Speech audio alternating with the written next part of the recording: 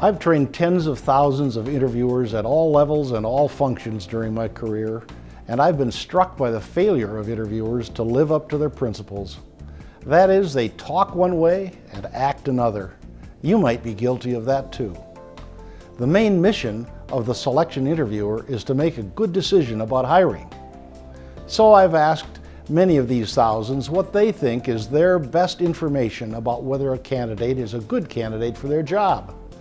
That is, what will they use for information to make a prediction about future candidate success? Or in other words, what's the best predictor of future behavior? What do you think most people say? Well, almost everyone says the best predictor of future behavior is past behavior. And they're right. It's not the only predictor, but it is the best predictor.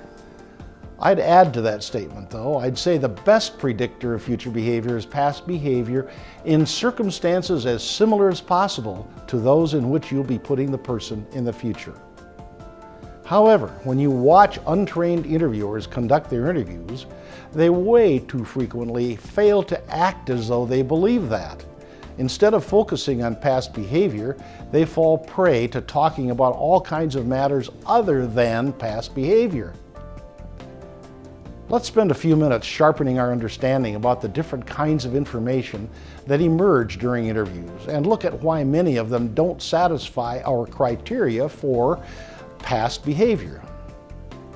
Even though they might add something to our understanding of a candidate, they're not the rich past behavior information.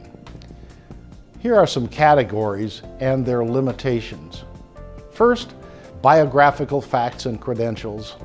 These are outcomes of past behavior, but not past behavior itself. Further, they are often on the application blank or resume and don't need to be discussed in the interview except as a byproduct of trying to get the actual behavior that led to them. Second, activity descriptions or experience. This is the information that comes out when you ask a candidate, what were your responsibilities in that job? Useful information perhaps, but not exactly past behavior. And people wrongly assume that because you did it, you must be good at it. Third, technical knowledge. This information tells you with certainty that the candidate knows the technical content of what you're after, not that she or he is just claiming to know it. And again, it's the outcome of past behavior, not past behavior itself.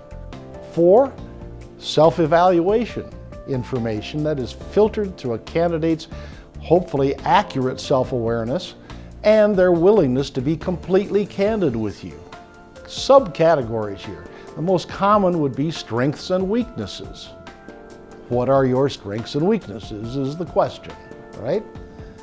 The core of self-evaluative data, but clearly not past behavior. Another subcategory, likes and dislikes. Question would be, what did you like best about that job or least about that job? Again, this is not past behavior, and interviewers often erroneously assume that they are also good at what they like.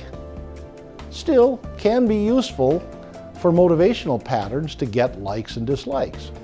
Subcategory C, goals, attitudes, philosophy information. What should a good employee be like would be a question that would get that information. Or where would you like to be in 5 years? Or what's your philosophy about leading people?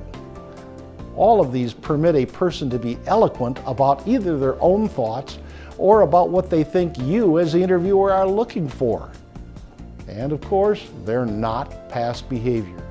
Still, some of these kinds of data are useful in understanding people. Subcategory D, hypothetical or speculative information. What would you do if your boss required you to work overtime when you didn't think it was necessary? Well, the answer, of course, is it all depends, but certainly it doesn't require past behavior of the interviewee. Yet, sometimes answers to these kinds of questions can be somewhat helpful. Finally, the richest category, behavioral questions, is information that describes in detail what a person actually did in carrying out a certain activity or responsibility. Oftentimes, it's a moment-by-moment description of what the candidate did and said to another specific person or persons in given specific situations. Usually, this information is facilitated by questions using superlatives such as best, worst, most, and so forth. For example, tell me about the co-worker you got along with least well in that last job will get far richer information than tell me about how you get along with co-workers. So, understanding the nature of these kinds of information that can emerge from an interview can help you sharpen your own approaches and make you a more accurate predictor of the success of a person in a given situation. Keep in mind, though, two corollary principles. First, the more recent the past behavior, the greater its predictive power. And second, the longer in place the behavior, the greater its predictive power. Here are a few other guidelines to keep in mind in conducting an effective selection interview. First, make the candidate comfortable. That makes it easier to talk about past behavior. Second, if you can make natural small talk, do so, but don't force it. The best way to relax the candidate is to take a minute or so to tell him or her how you intend for the interview to go. Sometimes this is called structuring or patterning the interview. It should sound something like this.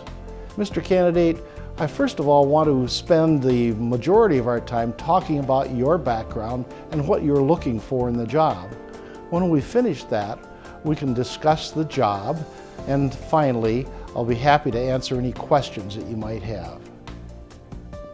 Okay, that's the structuring or patterning statement.